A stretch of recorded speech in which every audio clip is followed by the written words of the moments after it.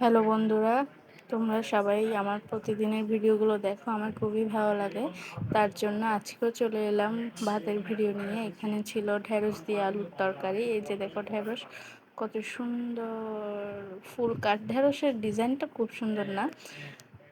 সৃষ্টিকর্তার কি সুন্দর লীলা খেলা কেউ বুঝতে পারে না।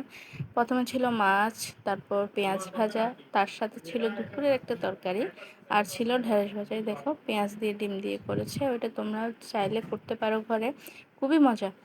পেঁয়াজ বেশি করে দিয়ে যতটুকু পেঁয়াজ দিবে সেই অনুযায়ী তোমরা 2-3টে ডিম দিতে পারো।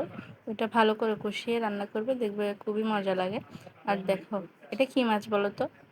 রুই মাছ নাকি পাঙ্গাস মাছ? তোমরা অবশ্যই অবশ্যই কমেন্ট করে জানাবে এটা কি মাছ, তোমরা জানাবে কমেন্ট করে। আমার আশা করি তোমরা সবাই সঠিক উত্তর দিতে পারবে। তাও দেখি তোমাদের অবশ্যই যদি অন্য আনসার দাও তাহলে আমি অবশ্যই সেটার উত্তর দিব। আর মাছটা কিন্তু খুবই দারুণ হয়েছে খাইতে। এখানে কিছু নেই, শুধু মাছটা আর রসাটা। মাছটার পেঁয়াজ দিয়ে করছে, খুবই মজা ছিল। দেখো মাছের পিসটা কত বড়।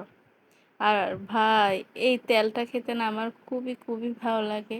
এত মোটা তেল হয়, মাছের উপরের অংশটা এত মোটা হয়, আমার খুবই ভালো লাগে খেতে।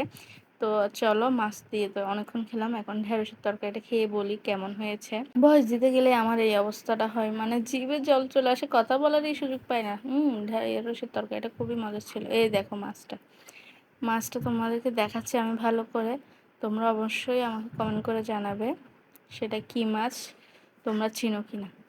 আজকের তরকারিটা কিন্তু খুবই ভালো ছিল। সবাই ভালো থেকো, টাটা।